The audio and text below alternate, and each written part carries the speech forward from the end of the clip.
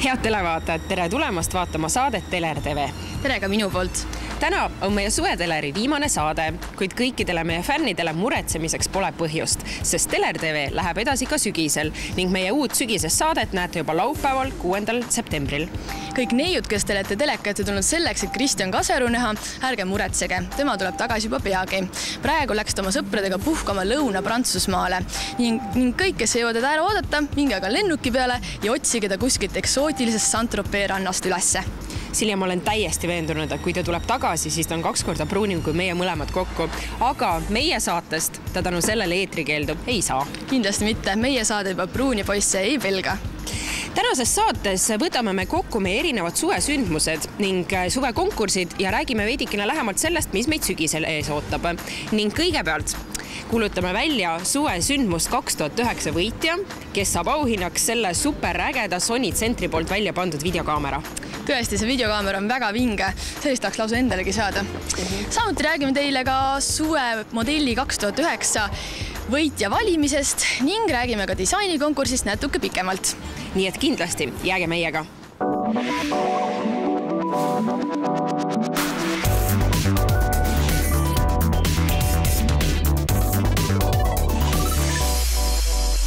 Niisiis, head televaatajad, esimese asjana kuulutame välja suvesündmus 2009 konkursi võitja. Selleks, et konkursil osaleda, pidite teie armsad televaatajad meie kodulehele Teler TV üles laadima huvitavaid pilte ja videosid oma suvesündmustest. Meile saabus fotosid ja pilte kooli lõpetamistest, laulupidudest, erinevatest romantilistest hetkedest, eksootilised reisid soojadele maadele ja Silja ausalt öeldes isegi üks akrobaatiline trikk. Nii ühesõnaga kõik see, mis ühest suvest sündmuste rohke ning mälestamisväärse suve teeb. Kuna Kristjanit ei ole ja võitja valimine jäi naiste oleks, siis hääletasime meie romantika poolt. Meile jäi väga silma üks hästi armas pilt ühest ilusast suudlusest. Niisiis, suvesündmus 2009 konkursi võitja on Teler TV kasutaja Merkah ehk siis päris nimega Merilin. Palju õnne sulle, Merilin, ning me võtame sinuga ise juba otse ühendust, et täpselt välja selgitada, kuidas sa selle videokaamera enda kätte saad. Merka jäi meile silma ka selle poolest, et ta oli väga aktiivne meie kodulehel ja laadis oma profiili üles pidevalt väga ilusaid ja huvitavaid pilte oma suvesündmustest. Nii et mina ka loodan, et sa kasutad seda kaamerat hästi aktiivselt edasi ning loed põnevaid videosid kogu aeg Teler TV kodulehe peale üles, sellepärast et kunagi ju ei tea, millal uus äge konkursi ja sündmus aset leiab. Palju õnne sulle! Palju õnne ka minu poolt! Nüüd, kui suvesündmus 2009 võitja on välja selgitatud, küsiksin ma hoopis sinu käest, Silja, et aga mis on sinu suvesündmus 2009, mis sinu suvesündmus auhinna on võitnud? No minu suvesündmus on kindlasti see, et ma sain ju saatejuhiks. Ja kõige huvitavam asi, mis on sellega kaasnenud, on see, et ma sain minna Lõuna-Prantsusmaale ja teha intervjuud moepolitseinikuga Urmas Väljaotsaga.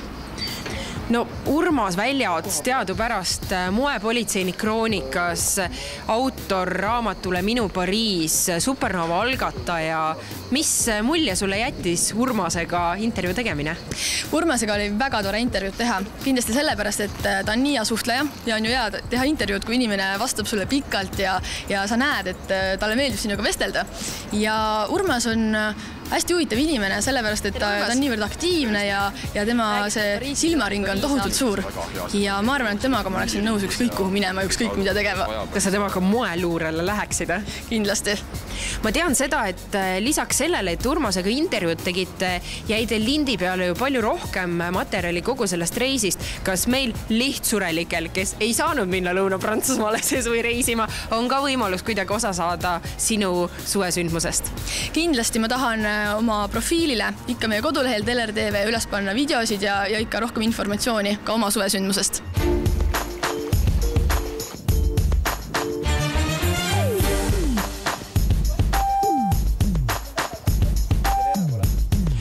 Aga räägi siis, et milline see Saint-Tropez tegelikult õigupoolest on, mis mulje see kurikuulus linn superkuurort sulle jättis?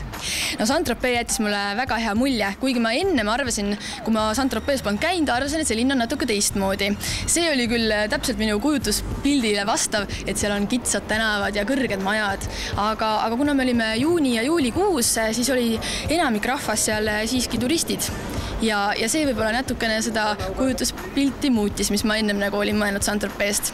Aga muidu väga armas linn ja see, et see sadam sinna linna suubub ja need ilusad jahid, see oli väga kihvt. Kas sa käisid ka kontsakingade ja lillelise kleidiga patseerimas, et äkki jääd mõnele uhkele meremehele silma? Kontsakingi mul ei olnud isegi kaasas, sest ma teadsin, et ma lähen puhkama ja mugavus on kõige tähtsam, aga lilleline kleit oli küll. Lisaks Saint-Tropez'le kolasid sa seal rajoonis ringi ka.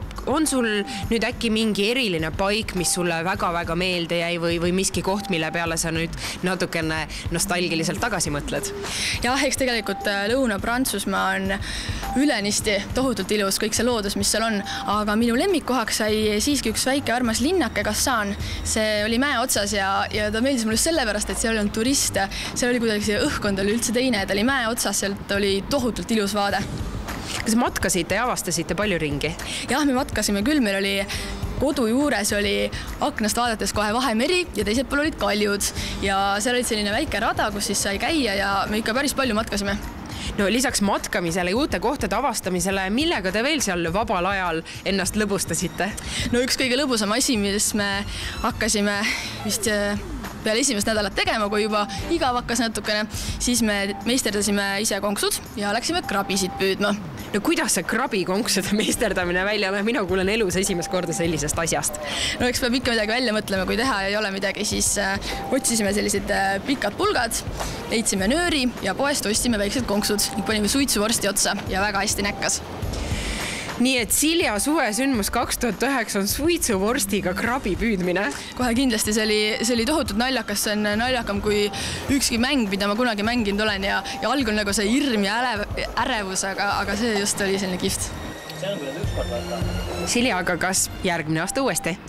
Iga kell kindlasti, kui võimalus tuleb, siis läheksin, kas või kohe praegu.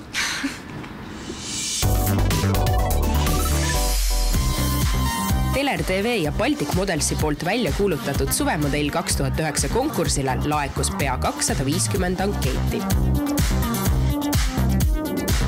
Täna on siia Rotermanni kvartalis toimuvale castingule kutsutud üle 100 kandidaadi, kellest valitakse välja esimesed finalistid septembris toimuvale suvemodell 2009 finaalshowle. Finaalis valitakse omakorda välja 3 võitjad, kes võivad juba peagi näha oma professionaalselt tehtud moefotosid erinevates meediaväljaannetes. Modellil on väga oluline see, et sa oskad naeratada ilusasti hammastada. Ja? Et Merilil ei ole selline fotoapparat, minul on see, mis teeb augub, aga ei hammusta. Nii et kindlasti naeratusega, jah? Et Meril teeb paar pilti.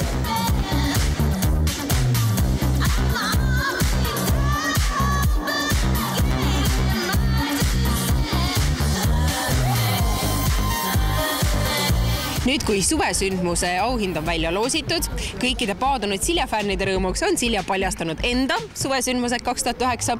Liigume me edasi suvemodelli konkursi juurde. Kõik usinad Teler TV vaatajad teavad, et sellel kuul valis Baltic Models välja esimesed finalistid. Nüüd tuleval nädalal on aeg valida välja järgmised finalistid ning hakkab ka ettevalmistus suureks finaalshowks.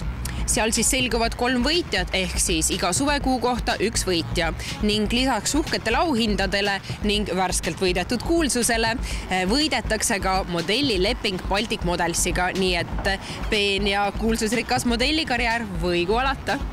Nüüd lähme väiksele reklaamipausile ja tagasi tulles lähme külla stiilipäevikust tuntud moeloojale Triin Randloole, kes räägib meile täpsemalt meie disaini konkursist. Nii et jääge kindlasti meiega!